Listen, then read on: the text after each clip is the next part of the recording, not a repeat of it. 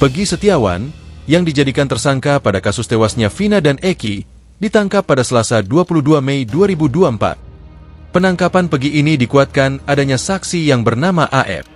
AF merupakan pria asal desa Karangasih, Kecamatan Cikarang Utara, Kabupaten Bekasi, menjadi saksi kasus ini. Dirinya sempat menjalani pemeriksaan tahun 2016 dan kembali menjalani pemeriksaan terkait Peggy. AF yang saat itu sedang membeli rokok di warung samping SMP Negeri 11 Cirebon mengungkapkan, dirinya sempat melihat pengendara motor menggunakan pakaian bertuliskan XTC yang sedang dikejar-kejar oleh sekelompok orang. AF yang merasa takut dengan kejadian yang dia lihat, AF pun pulang. AF tak mengetahui pasti berapa orang yang melempar batu, namun ada beberapa yang mendekati motor Vina dan Eki saat kejar-kejaran. AF mengatakan, tongkrongan Peggy memang berada di depan tempatnya bekerja di Cirebon, namun tidak diketahui secara pasti apa aktivitasnya sehari-hari.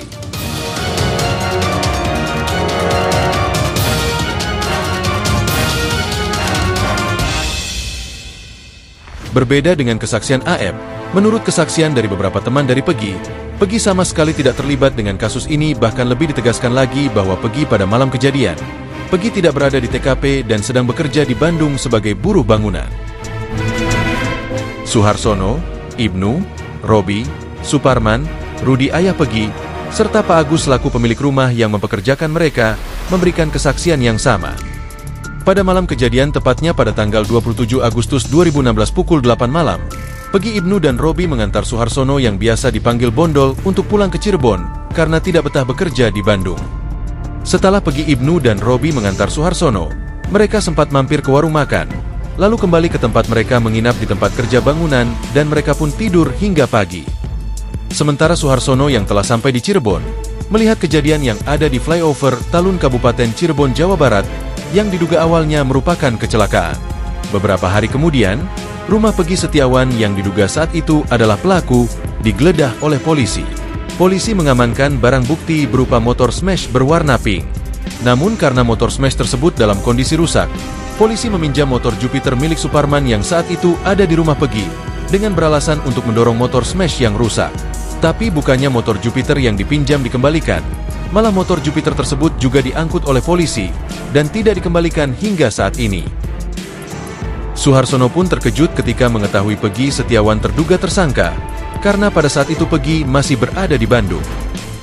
Dari penjelasan Kartini, ibu Peggy, motor smash berwarna pink itu sudah rusak sekitar sebulan sebelum ada kejadian pembunuhan tersebut. Bahkan saat polisi mendatangi rumahnya dan menanyakan keberadaan Peggy Setiawan, ibu Kartini memberitahukan bahwa Peggy sedang bekerja di Bandung. Selain saksi-saksi yang menguatkan Peggy Setiawan bukanlah pelaku pembunuhan Vina dan Eki, Ferry Irianto, warga yang tinggal di belakang SMP Negeri 11 Cirebon, mengatakan pengakuan AF tak bisa dipercaya. Ia pun menjelaskan berbagai alasan mengapa pengakuan AF meragukan. Ia bahkan kesal dengan sikap AF saat memberikan keterangan atas apa yang dilihatnya. Ferry meragukan pernyataan AF tentang adanya warung yang menjadi lokasi pertemuan pelaku, yang oleh AF disebut berada di depan tempat kerjanya. Sebagai perokok aktif yang sering membeli rokok, dan yang rumahnya berada di dekat SMP Negeri 11, Ferry mengaku tahu betul tidak ada warung di depan cucian mobil pada 8 tahun lalu. Ferry mengatakan, warung terdekat berada di depan Men 2 Cirebon, dan warung tersebut sudah ada sejak lama. Namun ia menegaskan bahwa jarak antara warung tersebut dengan tempat cucian mobil cukup jauh. Menurut Ferry, hal janggal lainnya adalah klaim AF yang mengaku bisa melihat para pelaku di lokasi kejadian, termasuk Peggy. Meski begitu, Ferry mengakui pada 2016, kerap melihat para terpidana nongkrong di depan sekolah itu. Melihat kejanggalan-kejanggalan pada kasus ini, ditambah Peggy yang ditetapkan sebagai tersangka tanpa ditunjukkan bukti-bukti yang menguatkan Peggy adalah tersangka, puluhan pengacara tergerak untuk membela Peggy Setiawan dan meyakini Peggy Setiawan tidak bersalah.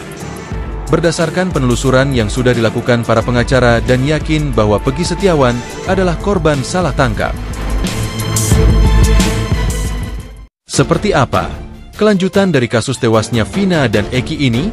Dan seperti apa kelanjutan nasib Peggy Setiawan yang dijadikan tersangka? Kita berharap kasus ini akan segera terbongkar, sehingga Vina dan Eki yang menjadi korban bisa mendapatkan keadilan. Dan jika memang Peggy Setiawan bukanlah pelaku pembunuh Vina dan Eki, bebaskanlah sesegera mungkin. Dan semoga para DPO kasus ini segera tertangkap dan diadili seadil-adilnya.